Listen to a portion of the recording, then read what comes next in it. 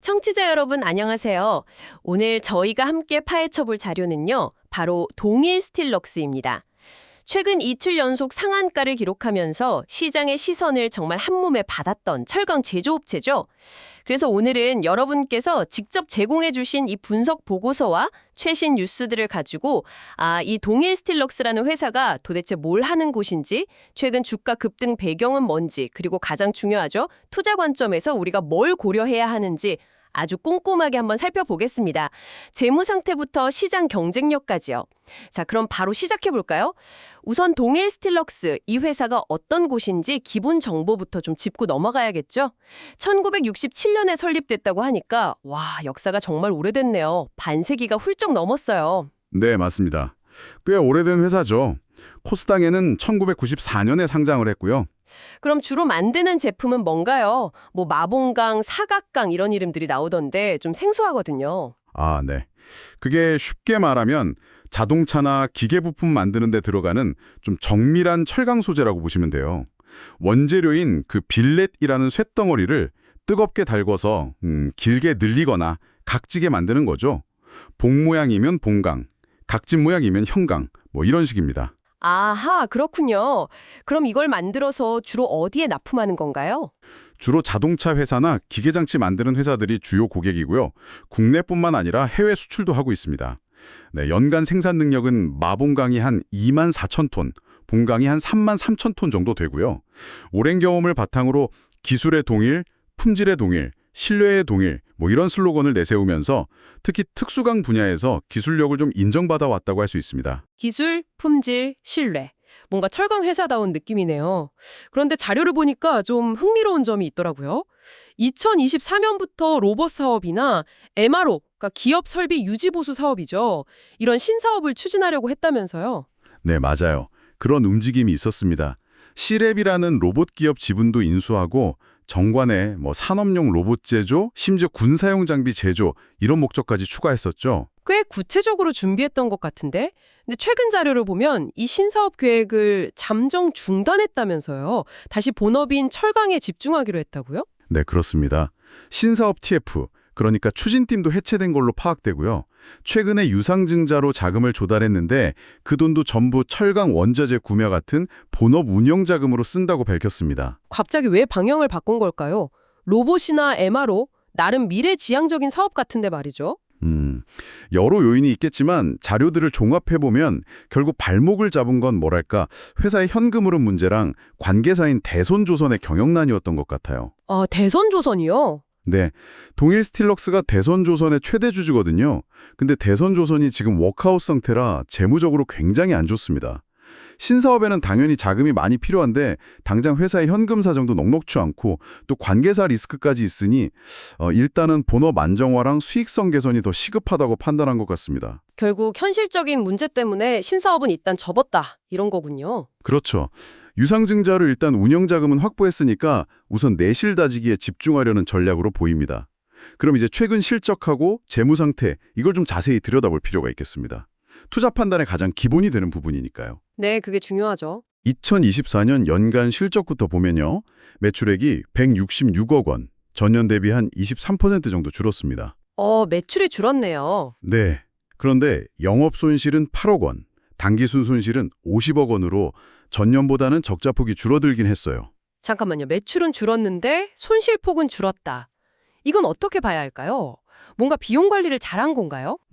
일부 원가 관리나 비용 통제 노력이 있었을 수는 있습니다. 하지만 이걸 근본적인 수익성 개선이라고 보긴 좀 어려워요. 왜죠? 왜냐하면 2025년 1분기 실적을 보면 또 얘기가 달라지거든요. 1분기 매출액은 78억 원으로 전년 같은 기간보다 무려 77%나 크게 늘었어요. 와, 77%나요? 그럼 이익도 많이 났겠네요? 그게 아닙니다. 오히려 영업 손실이랑 당기순 손실 적자폭은 더 커졌어요. 1분기에만 영업 손실 9억, 순손실 17억을 기록했습니다. 매출은 늘었는데 손실은 더 커졌다. 이건 좀 심각한 신호 아닌가요? 네, 그렇죠. 상반기 전체로 봐도 매출은 전년 동기 대비 42% 증가한 127억 원인데 여전히 덕자 상태입니다. 그러니까 외형은 커졌는데 속은 아직 단단하지 못한 거죠. 수익성 확보가 시급한 과제라고 할 수 있습니다. 그럼 재무 상태는 어떤가요? 이렇게 계속 적자면 좀 불안할 것 같은데요? 맞습니다. 재무 상태도 좀 불안정합니다. 2024년 말 기준으로 자산 총계가 716억 원인데 부채가 546억 원, 자본은 170억 원에 불과해요. 부채가 자본보다 훨씬 많네요. 네, 그래서 부채 비율을 계산해 보면 103%나 됩니다. 보통 철강 업종 평균이 한 59% 정도거든요. 거의 2배 수준이네요. 그렇죠. 빚이 너무 많다는 의미입니다. 게다가 당장 쓸 수 있는 현금성 자산도 계속 줄어들고 있고요. 2023년 말에 205억 원이었는데 24년 말에는 145억 원으로 감소했습니다. 전반적으로 재무 안정성이 좀 취약하다고 봐야 합니다. 관계사 대선조선 얘기도 아까 하셨는데 그쪽 상황은 더 안 좋다면서요? 네, 그게 정말 큰 문제인데요. 대선조선 부채 비율은 무려 15,883%입니다. 15,000? 네, %요. 네, 15,883%요. 사실상 자본점식 상태라고 봐야죠. 워크아웃 중이라 신규 수주도 어렵고요.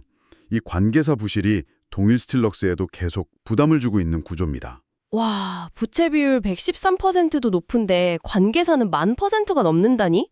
정말 심각하네요. 그런데 이런 상황에서도 최근 유상증자는 성공했다고요? 100억 원 정도 조달했다고 하셨죠? 네, 맞습니다. 7월 말에 진행된 유상증자 청약률이 99%를 넘겼어요. 꽤 흥행에 성공한 거죠. 신기하네요. 재무 상태가 이렇게 안 좋은데도 투자자들이 돈을 넣은 거잖아요. 그렇죠. 뭐 여러 이유가 있겠지만 어쨌든 이 자금 덕분에 당장의 운영자금 부족 문제는 좀 해결할 수 있게 됐습니다. 단기적인 유동성에는 분명 도움이 될 거예요. 다만 이게 근본적인 재무구조 개선으로 이어질지는 좀 더 지켜봐야 합니다. 자, 그럼 이제 가장 뜨거운 이슈죠. 최근 주가 급등. 8월 28일, 29일 이틀 연속 상한가를 쳤어요. 29일 종가가 1,554원. 하루 만에 거의 30%가 오른 거고 52주 신고가도 경신했고요. 거래량도 평소보다 8배 이상 터졌다고 하던데 정말 대단했네요. 도대체 왜 이렇게 갑자기 폭발한 걸까요? 네, 정말 대단했죠. 이게 딱 한 가지 이유 때문이라기보다는 분석 자료들을 보면 몇 가지 요인에 좀 복합적으로 작용한 것 같습니다. 복합적이요. 어떤 것들이 있을까요? 우선 그 시점에 시장 전체적으로 철강 소부장 테마가 좀 힘을 받았어요. 아, 소부장, 소재, 부품, 장비요? 네, 이런 중소형 철강 관련주들이 뭐 기술 국산화나 공급망 이슈 같은 거랑 맞물려서 주목을 받았는데 그때 하이스틸이나 동양철강 같은 다른 회사들 주가도 같이 많이 올랐거든요. 동양철강도 그 흐름에 같이 올라탄 거죠. 일종의 테마성 동반 상승이라고 볼 수 있습니다. 아하, 테마를 잘 탔군요. 그렇죠. 그리고 기술적인 부분도 무시 못해요.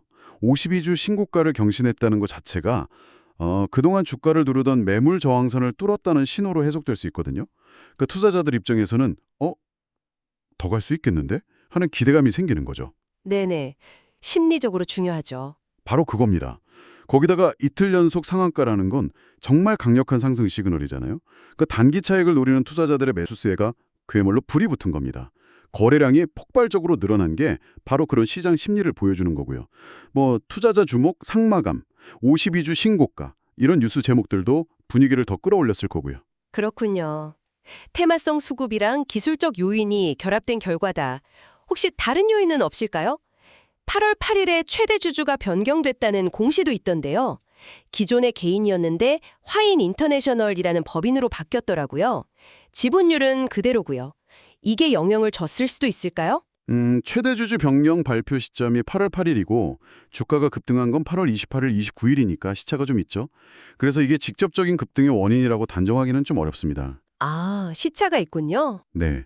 하지만 경영권 변동이라는 게 앞으로 회사의 뭐 사업 방향이라든지 아니면 구조 조정이라든지 뭔가 변화가 있을 수 있다는 기대감을 줄 수는 있잖아요. 기대감이 주가에 간접적으로 뭐 긍정적인 영향을 미쳤을 가능성은 배제할 수 없습니다. 알겠습니다. 그럼 이제 동일스틸럭스가 시장 내에서는 어떤 위치에 있는지, 경쟁력은 뭔지, 그리고 아까부터 계속 나오는 그 관계사 리스크, 이걸 좀 더 자세히 짚어보죠. 네. 국내 철강 시장에서 보면 동일스틸럭스는 동국제강이나 세아제강 같은 큰 회사들과 경쟁해야 하는 중소기업입니다. 규모 면에서는 당연히 불리하죠. 그렇죠. 대기업들이랑 경쟁하려면 뭔가 특별한 게 있어야 할 텐데요. 바로 그겁니다. 이 회사의 강점은 역시 50년 넘게 특수강이라는 한 분야만 파면서 쌓아온 기술력, 그리고 품질 관리 능력입니다. 특히 고객사가 원하는 대로 아주 세세한 요구 조건에 맞춰서 소량 다품종 생산이 가능하다는 점. 이런 건 오랜 경험과 신뢰가 없으면 힘들거든요. 이게 대기업들이 쉽게 따라오기 힘든 동일 스틸럭스만의 경쟁력이라고 할 수 있겠죠. 오랜 업력에서 나오는 맞춤형 생산 능력과 신뢰도, 그게 강점이군요. 네, 하지만 약점도 아주 명확합니다. 앞서 계속 말씀드렸던 재무 불안정성, 이게 가장 큰 약점이고요. 업종 평균보다 2배나 높은 부채 비율, 그리고 계속되는 적자, 이건 정말 심각한 문제입니다. 그리고 관계사 리스크도 있었죠. 맞습니다. 관계사인 대선조선의 경영난, 이게 정말 큰 부담입니다. 동일 스틸럭스가 최대 주주인데 대선조선이 워크아웃 상태에다가 부채 비율이 15,000%가 넘는다는 건 이건 뭐 사실상 언제 터질지 모르는 시한폭탄 같은 존재라고 할 수 있어요. 이 문제가 해결되지 않으면 동일 스틸럭스가 아무리 본업에서 잘해도 실적 개선에 한계가 있고 재무제표에도 계속 악영향을 줄 수밖에 없는 구조입니다. 정말 딜레마네요. 관계사 리스크가 이렇게 크면. 그럼 시장에서는 동일 스틸럭스를 주로 어떤 테마로 묶어서 보나요? 투자자 입장에서는 이것도 중요하게 생각하잖아요. 네, 그렇죠. 자료들을 종합해보면 역시 가장 많이 언급되는 건 철강 소부장주 테마입니다. 중소형 철강 업체로서 소재, 부품, 장비 국산화나 경쟁력 강화 이슈가 나올 때 주목받는 거죠. 소부장 테마. 네. 그리고 주요 고객 중에 조선사들이 있다 보니까 조선업 경기가 좋아질 거라는 기대감이 커지면 조선 관련주로 묶이기도 하고요. 또 자동차나 기계 부품용 금속 소재를 만드니까 금속 관련주 테마에도 속합니다. 철강, 조선, 금속 관련 테마가 많네요. 좀 아이러니하지만 그 대선 조선 문제 때문에 구조조정 테마로 분류되기도 해요. 회사가 어려우니까 뭔가 변화가 있지 않을까 하는 기대감이죠. 이런 테마들은 보통 국내 조선업 육성 정책이라든지 아니면 중국의 철강 생산량 감축 같은 외부 환경 변화에도 좀 민감하게 반응하는 편입니다. 자, 그럼 이렇게 회사 상황을 다각도로 살펴봤는데요. 결국 가장 중요한 질문이죠. 그래서 투자를 해야 할까, 말아야 할까? 최근 주가 급등으로 관심은 높아졌는데 매력적인 투자처라고 볼 수 있을까요? 지금까지 나온 정보를 바탕으로 기회 요인과 위험 요인을 딱 정리해 주시면 좋겠습니다. 네, 그럼 분석 보고서 내용을 중심으로 투자 관점에서 기회 요인과 위험 요인을 나눠서 정리해 보겠습니다. 먼저 기회 요인입니다. 첫째는 매출 성장세입니다. 2025년 상반기 매출이 전년 같은 기간보다 42% 늘었죠. 비록 아직 이익으로 연결되진 못했지만 어쨌든 외형이 커지고 있다는 점은 긍정적으로 볼 수 있습니다. 네, 일단 매출이 늘고 있다는 점. 둘째는 적자폭 축소 가능성입니다. 2024년 연간 기준으로는 손실 규모를 줄였던 경험이 있으니까요. 비용 통제나 원가 관리를 잘하면 수익성이 개선될 여지도 있다는 거죠. 셋째는 업황 개선 기대감입니다. 만약에 국내 조선업 경기가 정말로 회복된다면 주요 고객사인 조선 쪽에서 수주가 늘어날 수 있다는 기대. 그렇죠. 조선업이 살면 같이 좋아질 수 있겠네요. 넷째는 운영자금 확보입니다. 최근 유상증자로 1,000억 원을 확보해서 당장의 급한 불은 껐고 이제 본업에 좀 더 집중할 수 있는 여력을 마련했다는 점입니다. 네, 이렇게 네 가지 기회 요인이 있군요. 그럼 반대로 위험 요인은 어떤 게 있을까요? 이게 더 중요할 것 같은데요. 맞습니다. 위험 요인 정말 신중하게 보셔야 합니다. 첫째, 역시 높은 부채 비율입니다. 113%. 재무 안정성이 매우 취약하다는 명백한 증거죠. 네, 부채 비율. 둘째, 지속되는 적자 구조입니다. 매출이 늘어도 이익을 못 내는 상황이 계속되고 있고 심지어 25년 상반기에는 적자폭이 더 커졌죠. 이게 고착화될 우려가 큽니다. 셋째, 계속 강조했던 대선조선 리스크입니다. 이 관계사 경영난이 언제든 동일 스틸럭스에 큰 부담으로 작용할 수 있는 그야말로 시한폭탄입니다. 대선조선 문제 정말 크네요. 넷째, 원자재 가격 변동성입니다. 이건 뭐 철강업의 고질적인 문제인데 철광석 같은 원자재 가격 변동에 따라서 수익성이 크게 흔들릴 수 있다는 점. 마지막 다섯째는 단기 급등에 따른 부담입니다. 최근 주가가 회사 본질 가치 개선 없이 너무 단기간에 가파르게 올랐어요. 그래서 언제든 차익 실현 매물이 쏟아지면서 주가가 급락할 가능성이 있습니다. 기술적 지표인 RSI도 과매수 신호를 보내고 있고요. 아, 너무 많이 올랐다는 신호군요. 정리해보니 위험 요인이 정말 만만치 않네요. 특히 재무적인 부분과 관계사 리스크가 상당히 커 보입니다. 투자 지표들을 봐도 좀 그렇죠. 아까 PER은 적자라 마이너스고 PBR은 1.61배, ROE는 마이너스 48%라고 하셨잖아요. 네, 맞습니다.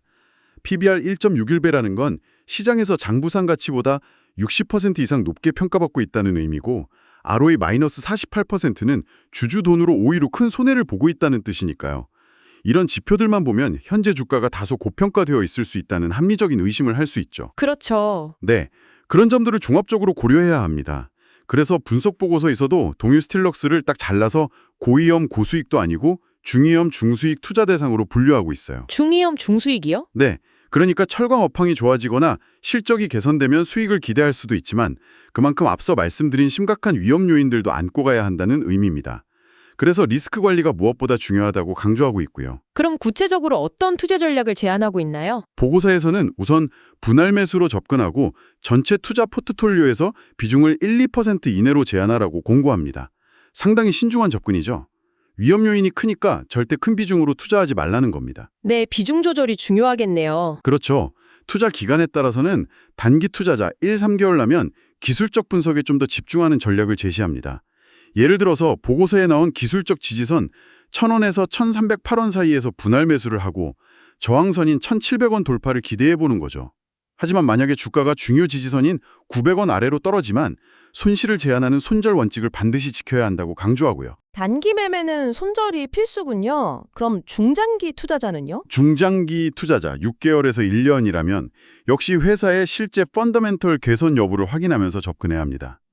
보고서는 주가가 좀 조정을 받아서 1,200원 아래로 내려왔을 때 분할 매수를 시작하고 그 이후로는 분기별 실적 발표 같은 걸 보면서 실제로 이익이 나는지 부채는 줄어드는지를 꾸준히 확인하라고 조언합니다. 실적 개선을 확인하면서 투자하라? 네, 만약에 실적 개선이 뚜렷하게 나타난다면 목표 주가는 2,000원에서 2,500원 수준까지도 볼 수 있다고 제시하고 있습니다.